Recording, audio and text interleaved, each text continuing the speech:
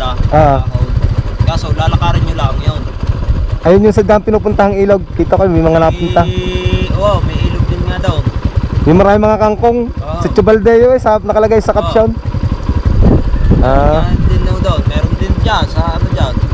Dito ang daan. Dito sa may gagawang kalsada ito. Magandang ilog din doon. May ilalim din nga lang ho yan. Pero yung nadi din mas maganda at may mababa. Yung parang maluwang yun yung place na yun. Tama, papakita ko sa iyo.